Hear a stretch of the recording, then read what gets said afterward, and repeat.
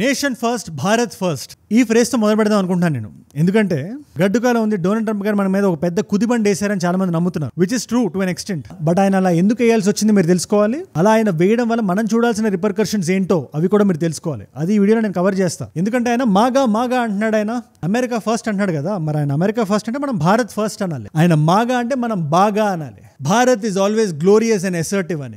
నాకు తెలియగలుగుతున్నాను ఎవరికి చెప్పారు ఈగో ఇద్దరు వ్యక్తుల మధ్యలోనే ఉంటదని. ఒక వ్యక్తికి పొగరు తలకెక్కితే ఈగో ఇక్కడ దాకా ఉంటే దాన్ని ఆయన ఏ లెంత్ కైనా పట్టుకెళ్తాడో జియో పాలిటిక్స్ లోకి వచ్చే అవకాశం కూడా ఉందని చెప్పి డొనాల్డ్ ట్రంప్ గారు ఇవాళ ప్రూవ్ చేశారు.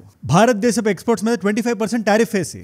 Donald Trump has dropped his tariff bomb. He will slap 25% tariffs on Indian goods. It's a move that could threaten billions in Indian exports. Cinema ఇక్కడితో అయిపోయింది అనుకున్నా, ఇంకో 10% బ్లాంకెట్ టారిఫ్ ఉండే అవకాశం ఉంది. ఇన్ఫాక్ట్ ఇంకా వాళ్ళకి దీని మీద పెనాల్టీ కూడా వేస్తాను, మీరు ఆగస్ట్ 1 కోసం వెయిట్ చేయండి అని చెప్పి ఆయన ట్రూత్ సోషల్ అకౌంట్ లో రాశాడు. ఆయన అబ్బో చాలా రాశాడు. అందులో ఒక్కొక్కటిగా చెప్తే జాగ్రత్తగా వినండి. ఇండియా ఇస్ మై ఫ్రెండ్ అని అక్నాలెడ్జ్ చేశాడు ఆయన. అయినప్పటికీ భారతదేశం చాలా అబ్నాక్షియస్ గా ఉంది. వేరే దేశాలు వచ్చి వాళ్ళ సామాన్లు భారతదేశం నేల మీద అమ్మాలంటే దానికి వీలు లేకుండా ఉన్నాయి. వాళ్ళ ట్రేడ్ పాలసీలు నేను చాలా వెయిట్ చేసి చూశాను. వాళ్ళు సామరస్యమైన ట్రేడ్ డీల్ ఒప్పుకోవట్లేదు కాబట్టి టారిఫ్ వేస్తారని నేను ఆయన చెప్తున్నాడు. కానీ దీంట్లో ఆయన ఈగో నాకు చాలా కొట్టొచ్చినట్టు కనబడుతుంది. మీరు టైమింగ్ ఒకసారి గమనించండి. మనం వారం క్రితం వీడియో చేసి మాట్లాడుకున్నాం. అందులో ఏం చెప్పాను నేను, అమెరికా ఇండియాకి 50 days టైం ఇచ్చింది, 50 రోజులు.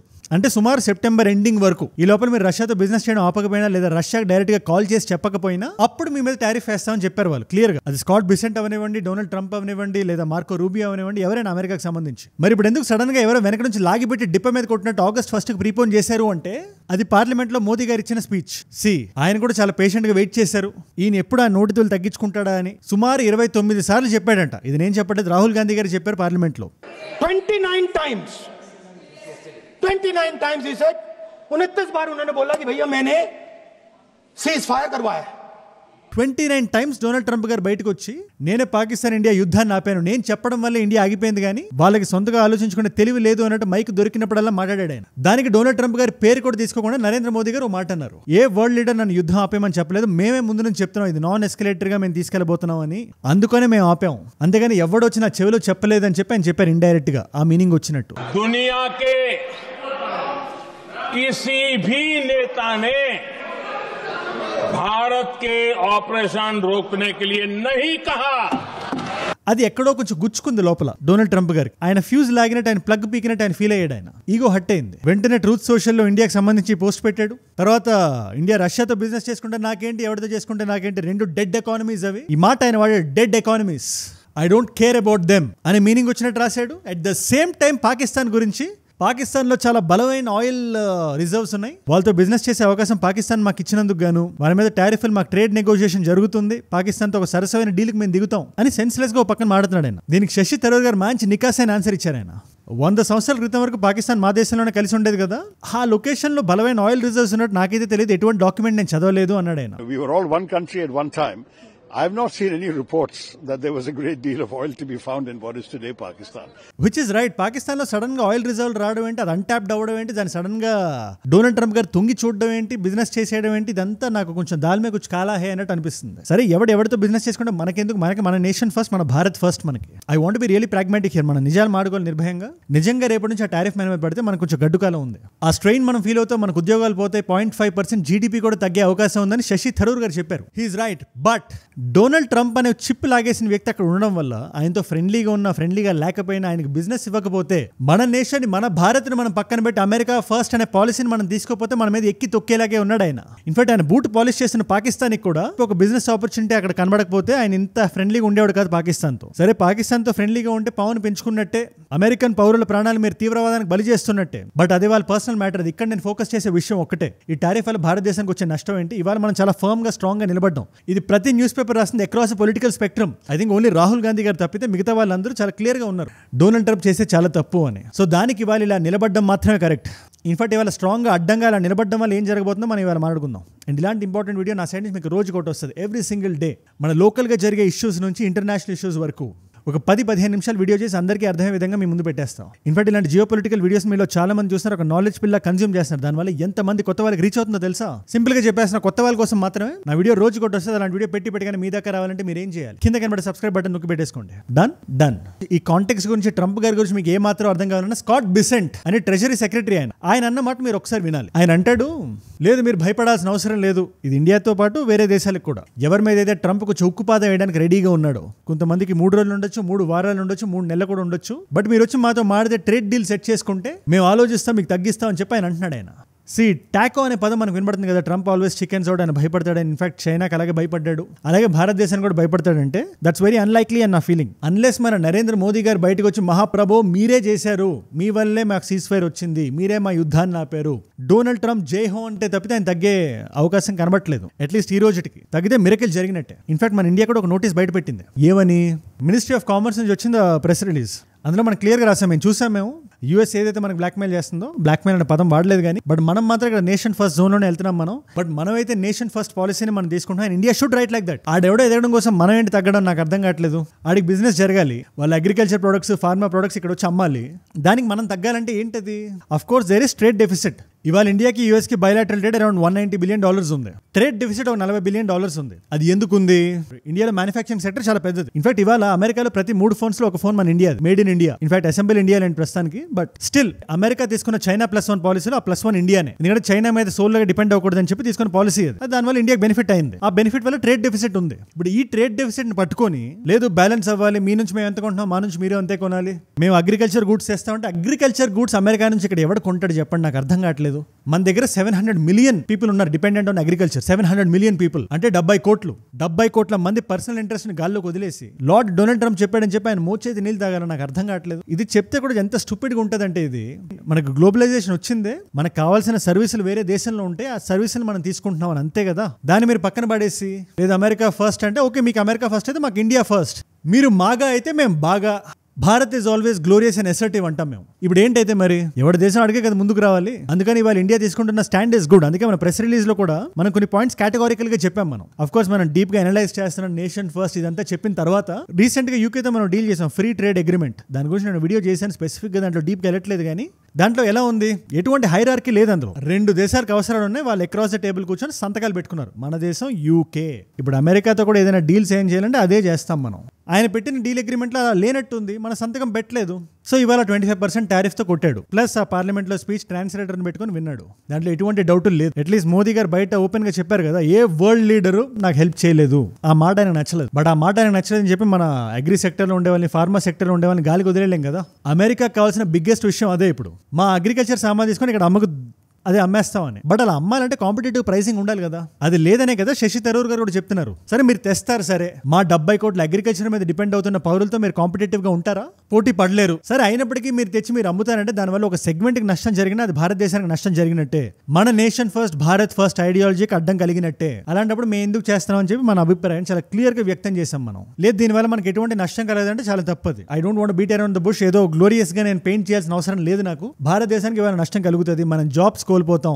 ఒకవేళ నిజంగా కానీ 25% టారిఫ్ పెడితే ఎక్స్పోర్ట్ హెవీ సెక్టర్స్ ఏవైతే మన దగ్గర ఉన్నాయో, ముఖ్యంగా టెక్స్టైల్స్, ఫార్మా, ప్రెషియస్ జెమ్స్ ఇవన్నీ ఉంటాయి కదా, ఈ డిపార్ట్మెంట్స్ లో ఎవరైతే పనిచేస్తున్నారో మనం బయట కంట్రీస్ తో పోటీ పడలేక అక్కడ ఉండే ఎక్స్ట్రా టారిఫ్ కి ఆ ప్రైజులకి మనం లాస్ చూస్తాం, తద్వారా జాబులు పోతాయి. సరే ఇండియాతో ఇంత హాస్టల్ గా ఉన్నాడు కదా, స్టూడెంట్స్ కి ఎటువంటి డిఫరెన్స్ ఉంటుంది అంటే, కొత్తగా ఎవరైతే వీసాస్ అప్లై చేస్తున్నారో స్ట్రాంగర్ స్క్రూటినీ ఖచ్చితంగా ఉంటుంది. మీ సోషల్ మీడియా ప్రొఫైల్స్ చెక్ చేస్తారు, మీ బ్యాక్గ్రౌండ్ చూస్తారు, అంత కరెక్ట్ గా ఉంటే తప్పితే ఆ వీసాని గుద్దరు. సింపుల్ గా చెప్పాలంటే వాళ్ళు మన మీద చేసే అన్యాయానికి మనం ఏదైనా రియాక్ట్ అయినా సోషల్ మీడియాలో, అది వాళ్ళ దేశానికి మనం రాకుండా ఉండే ఆయుధంలో వాళ్ళు వాడతారు. That's a sad reality. మీరు ఏదైనా ఒక ఎక్స్పోర్టర్ అయితే మీకు కస్టమ్ క్లియరెన్స్ వచ్చే దగ్గర నుంచి మీ లైసెన్స్లు, క్లియరెన్స్లు, సర్టిఫికేషన్లు XYZ అని చెప్పి తల మీద ఎక్కి కూర్చుంటది యూఎస్ఏ. ఇన్ఫాక్ట్ దీనివల్ల వాడేమైనా బాగుపడుతున్నాడు అంటే అది కూడా లేదు. ఇంత పెద్ద మ్యానుఫ్యాక్చరింగ్ హబ్ మీకు ప్రపంచం మొత్తంలో ఎక్కడ దొరుకుతుంది? మీరు ఇండియా లేకపోతే రేపు సౌత్ సూడాన్కి వెళ్ళి బిజినెస్ చేస్తారా, మడగాస్కర్కి వెళ్ళి చేస్తారా, మారిషియస్కి వెళ్ళి చేస్తారా, ఎక్కడ చేస్తారు మీరు? మంది గ్రోయింగ్ ఎకానమీ. ఇలాంటి సమయంలో అగ్రికల్చర్లో ఉంటే ఒక బలమైన సెక్టర్ని మనం అలా ముంచేస్తే జస్ట్ అమెరికా బాగుపడాలనే మనకి మొదటికి మోసం వస్తుంది. సో ఇక్కడ మనకి మైనర్గా వచ్చిన ఈ జర్క్స్ ఉంటాయి కదా, అఫ్ కోర్స్ నేను దాన్ని ఎక్నాలెడ్జ్ చేస్తున్నా. ఎవరైతే గ్రౌండ్ లెవెల్లో నష్టపోతారో వాళ్ళ నష్టాన్ని మనం పూడ్చలేం. మనం చాలా బాధగా ఉంటుంది. బట్ నేషనల్ ఇంట్రెస్ట్ మనం ముందు పెట్టుకొని చూస్తే at this moment this the right step అని నా అభిప్రాయం. చెప్పాను. దీని మీద మీరేమంటారు నాకు కింద కామెంట్స్లో ఖచ్చితంగా రాయండి. తర్వాత డెడ్ ఎకానమీ క్లెయిమ్కి వద్దాం మనం. భారతదేశాన్ని రష్యాని డెడ్ ఎకానమీస్ అన్నారు కదా, కలిసి పనిచేస్తున్నాం అని, కలిసి డిఫెన్స్ ఎక్విప్మెంట్ కానీ ఇవన్నీ కొంటున్నాం అని చెప్పి అది కూడా కడుపుమంట ఉంది. F-16s మనం ఎక్కడ కొనట్లేదు, F-35 కొనట్లేదు అని చెప్పి, దాన్ని over priced flying trash can అని చెప్పి చాలా మంది జియో పొలిటికల్ ఎక్స్పర్ట్స్ అంటుంటారు. సరే మనంత హార్ష్ వర్డ్స్ వాడద్దు, కానీ ఈ బాధ అంతా మనం రఫేల్ జెట్లు కొన్నామని ఆ 4.5 జనరేషన్ ఏదైతే ఉందో అందుకే వెస్ట్ తెగ పుష్ చేసింది. 5 జెట్లు పడిపోయినాయి అంటే అరే వాళ్ళు మనం 9 ఎయిర్ బేస్లు నేలమట్టం చేసాం మనం. It is there literally. మనం ఏ థర్డ్ పార్టీ శాటిలైట్ నుంచి ఇమేజరీ చూసినా కూడా అక్కడ మట్టి మసాలా తప్పితే బిల్డింగ్లు కనబట్టలేదు. మన ఆదంపూర్ని కూడా అదే చేశానని చెప్పి పాకిస్తాన్ విర్రవీగాడు కదా, నెక్స్ట్ డే మన మోదీ గారు అక్కడికి వెళ్ళారు. అందుకే మన పొలిటీషియన్స్ కూడా డెఫినెట్ గా క్వశ్చన్ చేయాలి. ఒక పార్టీకి మీరు హై గ్రౌండ్ ఇవ్వకూడదు. అపోజిషన్ అంటే నిలబడాలి, మాట్లాడాలి, అడగాలి. బట్ ఎక్కడో మన ఫైటర్ జెట్స్ అంటే మన ఆర్మీని, మన ఫైటర్ జెట్స్ ని అన్నట్టు అక్కడ మనం కొంచెం ఒక బ్యాక్ స్టెప్ తీసుకుంటే బెటర్ అని నా ఫీలింగ్. రాహుల్ గాంధీ గారు కూడా స్పెసిఫిక్గా ఆయన గురించి నేను మాట్లాడదలుచుకోవట్లేదు. ఆయన గురించి మాట్లాడడం వీడియో పర్వ్యూ కాదు. బట్ పార్లమెంట్ బయటకు వచ్చి ప్రెస్ తో మాట్లాడుతూ ట్రంప్ గారు అన్న మాటలో తప్పే ఉంది, ఇండియా డెడ్ ఎకానమీ కదా అంటారు ఆయన. Yes, he's right. I mean, everybody knows this, except the Prime Minister and the Finance Minister. Everybody knows that the Indian economy is a dead economy.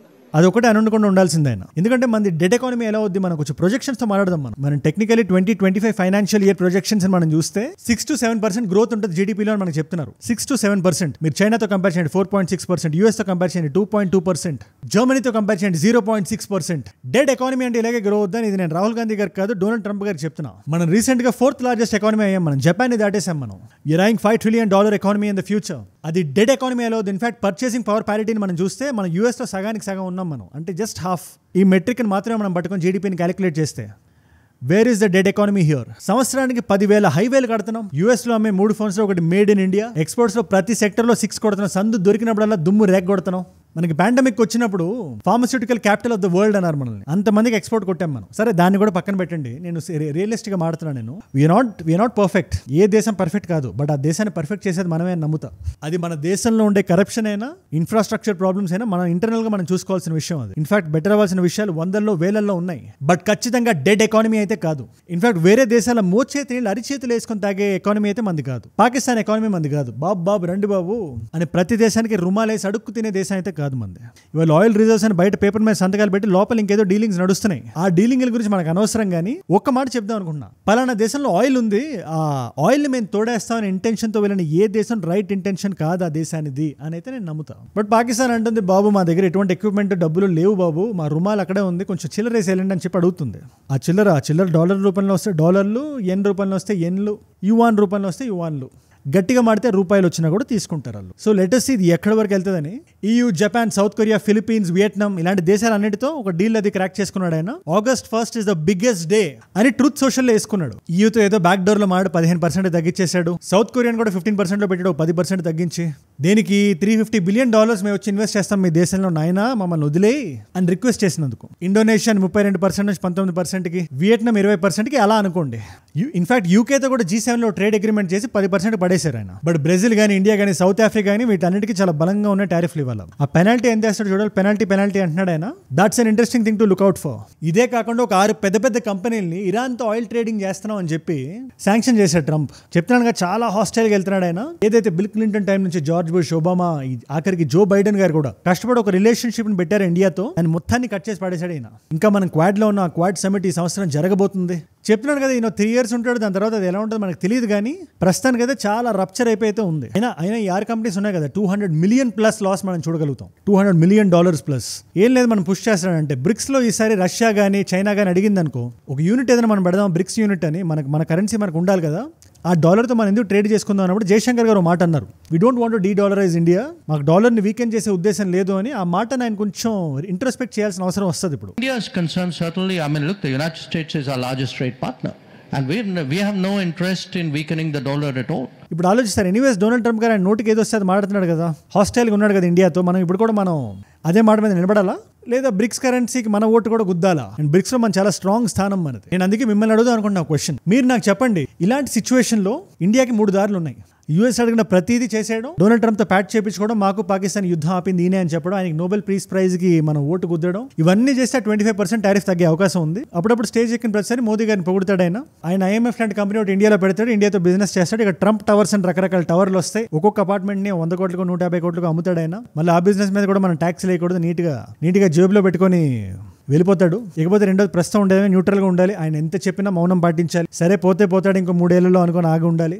ఆ 3 ఏళ్ల తర్వాత మళ్ళీ యుఎస్ ఇండియా రిలేషన్షిప్ ని strong చేసుకోవాలి. Final గా మూడో option ఆర్ఐసీని form చేయాలి, bricks లోకి వెళ్ళిపోవాలి, క్వాడ్ బయటకు వచ్చేసేయాలి. కౌన్ హేరే తూ అనే పదాన్ని మనం యూఎస్ మీద వాడాలి. ఈ మూడిట్లో ఏది ఇండియా తీసుకుంటే బెటర్ అని మీరు అనుకుంటారో నాకు కింద కామెంట్స్ లో ఖచ్చితంగా రాయండి. I want know your opinion. ఎందుకంటే ప్రస్తుతానికి చాలా హాస్టైల్ గా ఉంది సిచ్యువేషన్. ఏదో స్కూల్ పిల్లలు కొట్టుకుంటున్నట్టు, ఒక టీనేజర్ ఈగోని మనసులో పెట్టుకుంటున్నట్టు, ఒక ఎక్స్ గర్ల్ ఫ్రెండ్ ట్రీట్ చేస్తున్నాడు భారతదేశాన్ని. అది ఎంతవరకు కరెక్టో నాకైతే తెలియట్లేదు. ప్రస్తుతానికైతే మనం సంయమనం పాటించాలి. ఇవాళ మల్టిపుల్ చాయిస్ క్వశ్చన్ అందరికీ. మన ఇండియా మీద 25% టారిఫ్ ఎస్ పెనాల్టీ అన్నాడు కదా, అలాగే బ్రెజిల్ మీద ఎంత పర్సెంట్ అని చెప్పాడు Donald Trump. Option A is 45%, option B is 50%, option C is 55%, option D is 28%. తెలిస్తే కింద రండి. తెలుసుకుందాం అనుకుంటే ఇన్స్టాగ్రామ్కి వచ్చేసేయండి. మీకు అజయ్ ఫ్రమ్ ఏజుడ్ అని ఉంటుంది, అజయ్ ఫ్రమ్ అని రాస్తే పక్కన వచ్చేస్తుంది. It's verified profile, 1+ million followers ఉంటారు. అక్కడికి వచ్చేసేయండి. అక్కడ ఇలాంటి వీడియోస్ని రీల్స్ లా చూడొచ్చు. నా లైఫ్లో నా చుట్టూ ఏమైనా జరుగుతున్నా తెలుసుకోవచ్చు. నాకు ఏదైనా వీడియో ఐడియా టాపిక్ ఇద్దాం అనుకున్నా, లేటెస్ట్ న్యూస్ స్టోరీస్లో చూద్దాం అనుకున్నా, ఇట్స్ అ గ్రేట్ ప్లేస్. ఇలాంటి క్వశ్చన్స్కి ఆన్సర్స్ కూడా అక్కడ ఉంటే, ఒకవేళ అక్కడ లేకపోయినా ఏజుడ్ రీల్స్ అని మన పేజ్ అది అక్కడ పెట్టేయమంటే మన టీం నడుపుతున్న పేజ్ అది. అండ్ ఏజుడ్ global is our English channel. మీ నాన్ తెలుగు ఫ్రెండ్స్కి ఇలాంటి వీడియోస్ ఏమైనా షేర్ చేద్దాం అనుకున్నా, లేదా మీరు చూద్దాం అనుకున్నా, ఇట్స్ అ గ్రేట్ ప్లేస్.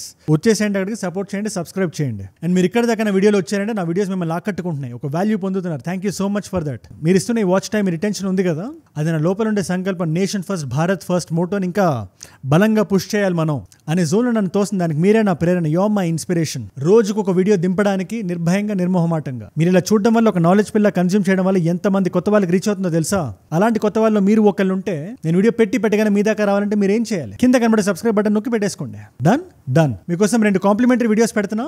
ఈ వీడియో రీసెంట్ గా జరిగిన జపాన్ సునామీ మీద, జపాన్ రష్యా ఎర్త్ క్వేక్ మీద, దానికి రియో తాత్సుకి గారికి ఓవర్ ఫిష్ కి సంబంధం ఉంది అని చెప్పి మీలో చాలా మంది నన్ను మాట్లాడమన్నారు. నేను వీడియో చేసి ఆ వీడియో ఇక్కడ ఉంది. లేదు జియో పొలిటికల్ గానే మేము తెలుసుకుంటాం రష్యా శాంక్షన్స్ యాక్ట్ అంటే ఏంటి అంటే ఆ వీడియో ఇక్కడ ఉంది. మీకు ఏ వీడియో ఇంట్రెస్ట్ ఉంటే ఆ వీడియోని చూడండి. నేను మళ్ళీ మిమ్మల్ని రేపు కలుస్తా. మనందరం కలిసి పెరగాలి, కలిసి ఎదగాలి. Let us all grow together. Let us all rise together. Rise above ignorance, rise above arrogance, rise above hate. ఏజుడ్ అంటే మనం. జై హింద్, జై భారత్, జై ఆంజనేయ, ఓం నమః శివాయ.